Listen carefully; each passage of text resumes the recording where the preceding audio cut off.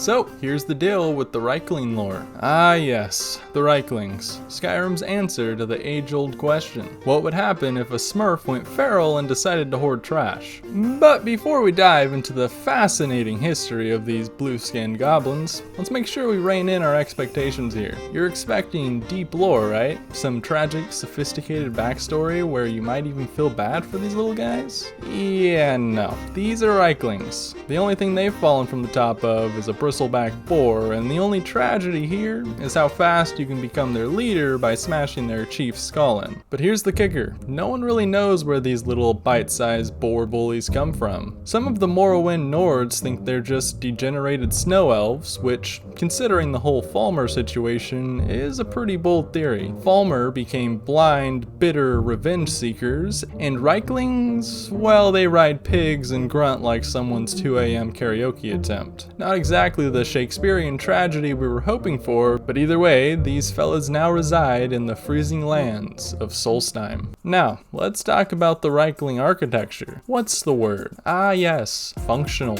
Their homes are these round huts that look like someone tried to assemble a tent using whatever roadkill they found. We're talking bones, hides, maybe even a few sticks, and voila, instant housing. It's like a pop-up camper for the murderously inclined. They're not nailed down too well either. Some wooden stakes and bone pegs are the only things keeping them from blowing away in Solstheim's gentle, blizzard-like breezes. So, theoretically, they could be nomadic, right? Nah, these guys hoard far too much junk to ever travel that much. But I mean, why bother when you've got a solid bone and leather starter home? Ah, and who could forget Riekling religion? Their Godspeak song ritual involves gathering around a bonfire and burning generous amounts of Skaithcraw, which is a highly toxic plant by the way, and chanting what can only be described as ancient gibberish. Apparently, inhaling toxic fumes is how Rieklings get closer to the gods. How do they survive this though? Theories range from they're immune to maybe even potion use, or maybe, just maybe, they're so stubborn that not even poison can put a dent in their spearing schedule.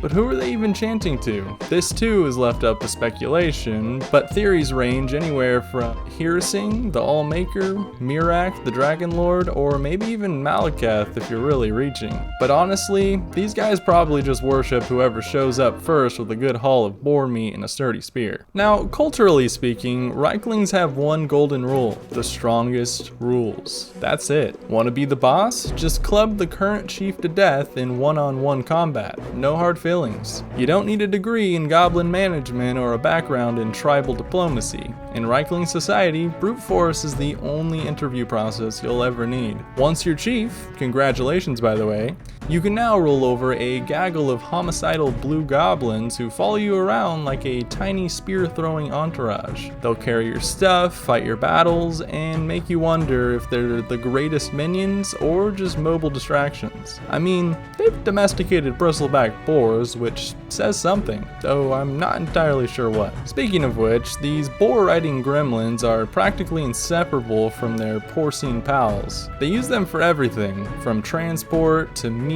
and even the occasional hut decoration. Nothing says home sweet home like your family boar draped over your roof. Oh, and let's not forget about their hoarding tendencies. Rieklings collect random junk with the dedication of someone that's about to start their own pawn shop. Old Nord weapons, Dwemer tools, metal scraps from Dwemer ruins, you name it, they've stolen it and stacked it in a weirdly spiritual pile somewhere. And why, you may ask? Who knows? Maybe they think the ancient Nord spoons hold the key to the universe or something. Now here's where things get interesting. Riekling biology is largely a mystery, mostly because no one's keen on sitting down for a chat over tea or dissecting one. But from casual observation, which means crouching in a bush outside their camps, we can deduce a few things. For starters, their hearts must work overtime to keep them warm in Solstheim's delightful weather, which means short lifespans and a need for constant energy intake. A Riekling can eat as much as a human in a day despite being a third of the size. though I will say these are all still just theories. Now, if you've wondered what the pinnacle of Riekling strategy looks like, it can be summed up in 3 words: throw more spears. That's it. Their entire combat system revolves around outnumbering you and pelting you with spears from all angles. They're like tiny angry porcupines with no sense of personal space. And just when you think you've got them all figured out, boom! They ambush you by jumping out of a barrel. Yes, barrels, because nothing says tactical genius quite like using the element of surprise with basic storage containers. So, what have we learned? Well, Rieklings are the feral toddlers of Solstheim, blessed with a suspiciously high metabolism, maybe, and a tendency for kleptomania, definitely. Their society is loosely based on the concept of whoever can hit the hardest gets to be in charge, and their idea of religious enlightenment involves inhaling toxic fumes.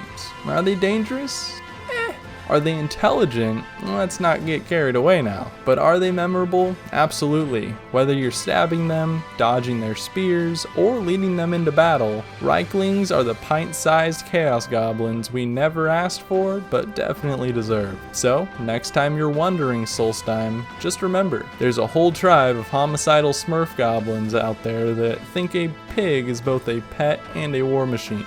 Now, whether that's endearing or mildly terrifying, well, I suppose I'll leave that up to you to decide. Well, that does it for today's video. I hope you enjoyed that little shallow dive into the wild lore of Rieklings, and if you did, feel free to peruse the rest of my channel. We got plenty more chaos where that comes from. This has been the Mythical Pickle, and on behalf of the Pickle Fellowship, I hope you have an amazing rest of your day, and as always, remember to smile.